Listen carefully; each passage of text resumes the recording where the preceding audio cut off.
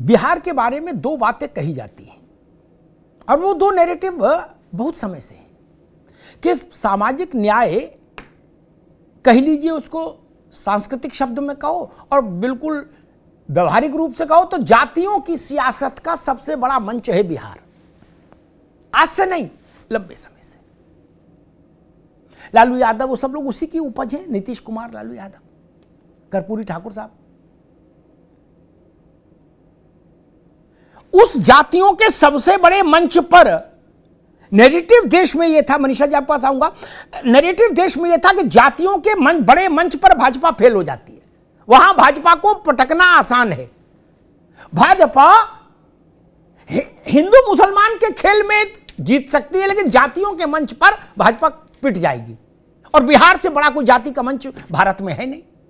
एक दूसरा नैरेटिव कहा जाता है कि भाजपा शहरी क्षेत्रों में अच्छा प्रदर्शन करती है, ग्रामीण क्षेत्रों में भाजपा की टाएं टाएं फिस हो जाती है।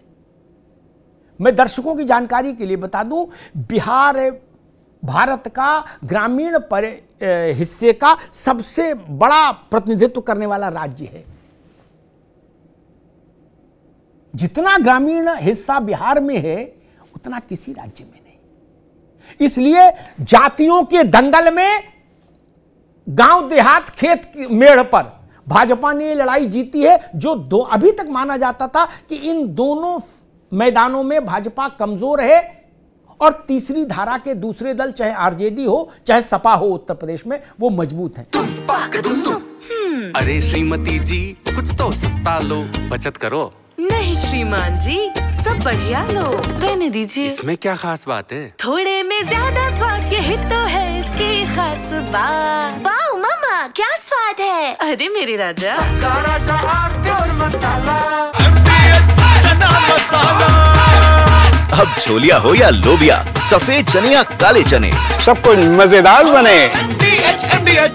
मनीषा वाजपेयी, ये मुझे लग रहा दोनों नैरेटिव्स यहां खंडित हुए।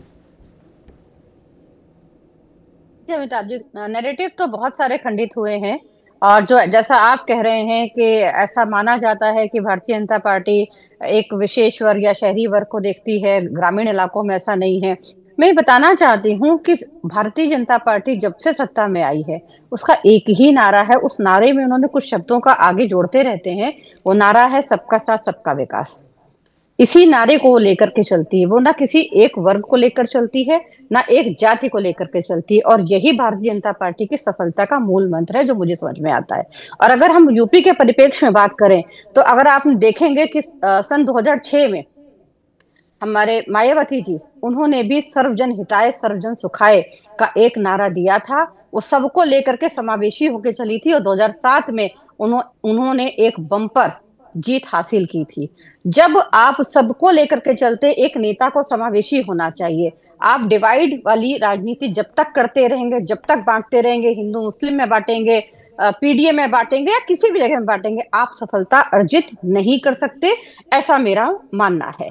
और दूसरी बात, ये जो एक निरर्थक बातें होती रहती हैं कि वोट चोरी और SIR, ये सब जो एलिगेशन है, इसके बजाय मैं तो कभी कभी ऐसा सोचती हूँ कि अगर आपके पास अमूल्य संपत्ति है, बहुत बहुमूल्य आपके पास चीजें हैं, तो क्या करते हैं? जिनको सो कॉल्ड अमीर कहा जाता है, वो अपने घरों की दीवारें ऊंची ऊंची करते हैं, बड़े गेट लगाते हैं, गार्ड लगाते हैं, जो उनके पास संपत्ति है, धन संपदा है, उसको सुरक्षित रख सके। और एक नेता की धन संपदा क्या होती है? उसके वोट, उसकी जनता। आप बाद में कहने लग जाते हैं कि वोट चोरी हो, उस समय आपके कार्यकर्ता कहाँ चले जाते हैं, आपके BLA कहाँ चले जाते हैं, आपके कोई भी कहीं कुछ देखता नहीं। पहले सुनिश्चित होते हैं, सोशल मीडिया के आधार पे आप प्राइम मिनिस्टर बने जा रहे हैं, आप चीफ मिनिस्टर बने जा रहे हैं, धरातल पे आप काम करते नहीं हैं, और जब सोशल मीडिया जमीनी तौर पे नहीं आता है तो आप फिर से नारे लगाने लगते हैं। तो मुझे लगता है आकलन खुद का करना चाहिए। शौर्या सिंह जी, बिहार में PDA नहीं चला क्या? क्योंकि जितना अखिलेश यादव उत्तर प्रदेश में PDA को रिप्रेजेंट करते हैं, तेजस्वी उससे 1 इंच कम नहीं करते बिहार में क्या? ये मुलायम सिंह जी के बेटे, वो लालू जी के बेटे, सब जगह इक्वलिटी है, कहीं कोई अंतर नहीं है, दोनों मूर्तियां एक सी। वहां PDA नहीं चला। और जो एक नैरेटिव हुआ कि भाजपा PDA की विरोधी है, भाजपा ने पहले भी नीतीश कुमार को चीफ मिनिस्टर बनाया 20 में, जब सीटें कम थी तब, और इस बार भी सीटें कम आई, लेकिन एक पिछड़े वर्ग के नेता को फिर मुख्यमंत्री बना दिया। भाजपा ने तो नैरेटिव सेट कर दिया, लेकिन लालू यादव का पीडीए तो नहीं चला। और अगर बिहार में पीडीए नहीं चला तो क्या उत्तर प्रदेश में पीडीए के लिए खतरे की घंटी नहीं, फिर पीडीए नैरेटिव के लिए? शौर्या जी।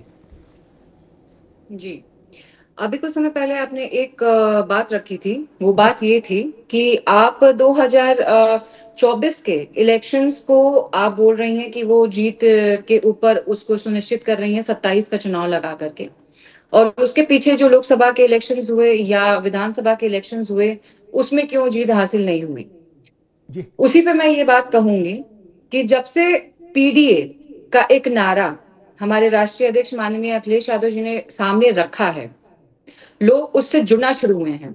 हम बात करते हैं, अभी आपने कहा कि बिहार में पीडीए नहीं चला, मैं कहती हूँ बिहार में तो बहुत सारी चीजें नहीं चली। बिहार में हम एक कहते हैं जो आज आम जनता, आपने एक बात और रखी थी कि जो वहां के कार्यकर्ता है वो भी भीड़ लगता है कि वो भी भीड़ है जो कार्यकर्ता है, लेकिन ऐसा नहीं है। सिर्फ कार्यकर्ता वोट देने नहीं जाते, जो जनादेश है, जो लोग हैं वहां के, वो लोग भी वोट देने जाते हैं, जो आज मैदान में है वहां पे। ये रिपोर्टर्स ही इस चीज को कनेक्ट कर पाते हैं। दूसरी चीज, बिहार के इलेक्शन से हम उत्तर प्रदेश के इलेक्शन को बिल्कुल भी मैच नहीं करा सकते। उसके आधार पे हम यूपी के इलेक्शंस की आगे आने वाली रणनीतियों को नहीं रख सकते, क्योंकि बिहार के इलेक्शंस और उत्तर प्रदेश के इलेक्शंस बहुत अलग हैं, उनमें बहुत समानताएं हैं। दूसरी चीज, जो हमारा पीडीए है, हम कहते हैं पीडीए बांटता नहीं है, पीडीए जोड़ता है। पीडीए में पिछड़ा भी है, दलित भी है, अल्पसंख्यक भी है, यहां तक कि अगड़ा भी है, आदि आबादी भी है। लेकिन बटोगे और कटोगे का जो नारा है उसमें आप किसको बांट रहे हैं और किसको काट रहे हैं, इसका भी एक बहुत बड़ा प्रश्न चिन्ह है। उसी के साथ मैं ये आपको जवाब देना चाहूंगी कि पीडीए के साथ आज के मौके पे जितना जनादेश और जितने फील्ड में हम लोग जाते हैं, यहाँ सिर्फ टीवी पे सामने बैठने के अलावा मेरे पास फील्ड का भी बहुत सारा काम है।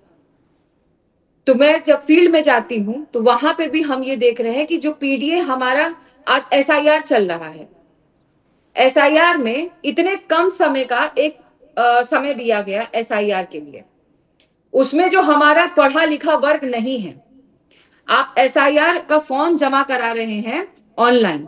जो हमारे बीएलओज हैं, वो बीएलओज एक टाइम पे, एक दिन में 100 से 150 फॉर्म से ज्यादा फॉर्म्स नहीं भरा पाते हैं। आप एक बार को ये सोचिएगा, 4 तारीख तक का आखिरी डेट है। जो हमारा पढ़ा लिखा वर्ग नहीं है, जिनको सिर्फ अभी तक यही लगता है कि हाँ वोटिंग लिस्ट में हमारा नाम है, हम वोट आगे बढ़वा देंगे, हम तो वोट देने जाएंगे, लेकिन उनको ये नहीं पता है कि 2023 से 2025 तक जो हम एसआईआर का लागू कर रहे हैं नियम, वो उनको नहीं पता। ये पहले जागरूकता फैलानी चाहिए थी, उसके बाद एसआईआर लागू करना चाहिए था। ठीक नहीं सर, मैं थोड़ा सा टाइम। ठीक है शौर्या जी, आगे बात, आगे बात आपने अच्छे से रखी सारी बातें। हम कभी नहीं कहते कि उत्तर प्रदेश के 27 के चुनाव का बिहार से कोई लेना देना। अगर अखिलेश जी हर सभा में ये नहीं कहते, बोलो भाई बिहार में बदलोगे सरकार की, नहीं बदलोगे तो हम यूपी में बदल लेंगे, बिहार बदलेगा तो यूपी बदलेगा। उनने जोड़ा, हमने नहीं जोड़ा ना, हमने कभी नहीं जोड़ा। हम तो एक गांव से दूसरे गांव के चुनाव को भी नहीं क्लब करते हैं। उन्होंने जोड़ा हर रैली में और जनता से हामी भरवाई, हाँ भाई बदलोगे कि नहीं, बिहार से हवा उत्तर प्रदेश जाएगी, बिहार बदलेगा, यूपी बदलेगा। तो ये सवाल खड़ा होगा, एक चीज। दूसरी चीज, भारत की महान जनता पर भरोसा करना सीखिए। इन बातों में अब दम नहीं बची कि अनपढ़ लोग हैं, पढ़े लिखे नहीं हैं, बेचारे गरीब हैं, लूटे पिटे हैं, वो फार्म नहीं भर पाए। ऐसा कुछ नहीं भाई साहब है। सरकारी योजनाओं के फार्म भारत से ज्यादा दुनिया में कहीं नहीं भरे जाते। हर आदमी भर रहा फार्म, सरकारी योजना का कौन नहीं भर रहा। जमा करना भी जानता है और सब करना जानता है। इसलिए ऐसा, इसमें बहुत चिंतित मत होइए। यही समस्या बिहार में बताई थी, उसके बाद एसआईआर को छोड़ दिया। इसलिए यूपी में ऐसी कोई समस्या नहीं, आराम से लोग भर रहे हैं, सब कर रहे हैं। मेरा वाहन चालक है, बहुत पढ़ा लिखा नहीं है, उसको बीएलए फार्म दे गया, दोनों फार्म भर लिया, हमको एक बार दिखा लिया, अगले दिन बीएलए आया, उसको दे दिया, बात खत्म हो गई। मैंने उसके चेहरे पर कोई लोड नहीं देखा कि हाय राम बर्बाद हो गए, ना ना। और जिनको लग रहा है ऐसा, उन राजनीतिक दलों से मेरा निवेदन है, समाजवादी पार्टी ने 1,30,000 बीएलए लगाए हैं, बीजेपी ने 1,55,000 लगाए हैं। अभी मैं तो कह रहा हूं और ज्यादा बीएलए लगा दीजिए। कांग्रेस ने अभी बीएलए की लिस्ट ही नहीं बनाई, भगवान का नाम लेके। आम आदमी पार्टी ने भी नहीं बनाई, लेकिन एसआईआर की चिंता उनको बहुत है। अरे कार्यकर्ता भरे ना फार्म, वो किस काम में बिजी हैं? चुनाव लड़ना है तो फार्म भरो, गरीब का फार्म भरवाओ, जमा करवाओ। पुरोहित जी, लोग कह रहे हैं कि पराजय का शतक बनने में 4-5 चुनाव दूर हैं कांग्रेस, ऐसा आंकड़ा दे रहे हैं। मैं उसमें नहीं पढ़ रहा आंकड़ा सही है कि गलत है, उसको आधार वो गुलाम नबी आजाद जी की चिट्ठी बना रहे हैं जो उन्होंने लिखी थी कांग्रेस से इस्तीफा देते समय। उनने गिनाया था कि राहुल जी की लीडरशिप में कितने चुनाव कांग्रेस हार चुकी है, उसी में बाकी चुनाव जोड़ के लोग कह रहे हैं कि अब शायद 94-95 हो गए, 4 या 5 बचे हैं। जी अमिताभ जी, हम बात करें यूनिवर्सल करें तो बड़ी सुंदर प्रतीत होती है। अगर हम कहें कि राहुल गांधी के नेतृत्व में इतने चुनाव हारे, वो बात अलग है, कुछ जीते बाद में सरकारें बीजेपी ने गिराली कर ली, वो सब राजनीति में कर। लेकिन मैं अटल जी अडवाणी जी युग की बात, आप तो इतने सीनियर हो, वो चुनाव नहीं जीता पा रहे थे तो क्या वो नेता नहीं थे? उन्होंने भी नेतृत्व रखा बीजेपी। तो ये सब चीजें नैरेटिव, मैंने कहा ना, false narrative Bharatiya Janata party propaganda करने की मास्टरी रखती है। ये इसलिए कर रहे हैं कि बिहार के चुनाव का असर ऐसा हो जाए, महागठबंधन टूट जाए। आने वाले 4 चुनावों में केरल में, तमिलनाडु में और बंगाल में तो भारतीय जनता पार्टी की वर्तमान में चुनाव में क्या होता है पता नहीं, कोई योजना लाते हैं, क्या करते हैं, क्या किस प्रकार की। लेकिन आज की स्थिति में अच्छी नहीं है स्थिति, तो क्या हम ये कहेंगे कि वहां मोदी जी का, मैंने दोबारा रिपीट कर रहा हूँ इस बात को, अगर परिणाम भाजपा के पक्ष में नहीं आते हैं, क्षेत्रीय दलों और कांग्रेस बंगाल का परिणाम तो आ जाने दो, तब मोदी जी की आलोचना करना। अभी तो गमछा घूम ही रहा है, नहीं तो आने दो पहले। 2024 में जब मोदी जी नहीं जीत पाए थे लोकसभा चुनाव और कह रहे थे इतने पार करूंगा, नॉन बायोलॉजिकल मोदी की गारंटी है, ये है वो, जब नहीं आ पाई तो क्या मोदी जी का इतना क्रिटिसिज्म किया गया जो राहुल गांधी जी का, अखिलेश जी का, यहाँ सबका बैठ के कर रहे हैं सब लोग। और आपने मेरी बात को ये कहा कि मेरी तर्क संगत नहीं है कि राजीव गांधी जी के जमाने में भाजपा के वोट परसेंट आई, सीटें कम आई, तो वही तो मैं कह रहा हूँ। तो ये हल्ला मचाने की क्या जरूरत है? गर्द उड़ गई तो फिर उनकी भी गर्द उड़ गई थी। राजीव जी ने कहा था हमने इनकी नसबंदी कर दी, उनको आपने कांग्रेस ने नहीं कहा कि ऐसा मत बोलो? उनको भी कहना चाहिए था कि भाई ऐसा मत बोला करो यार, ये क्या शब्द होते हैं, नसबंदी कर दी, व्हाट द हेल।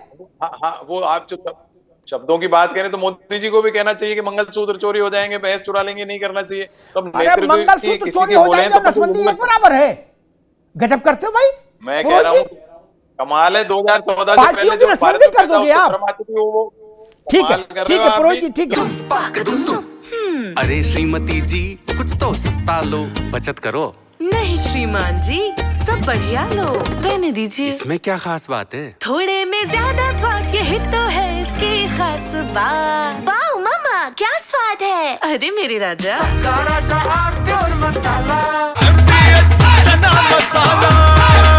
अब छोलिया हो या लोबिया, सफेद चने या काले चने, सब कुछ मजेदार बने। MDH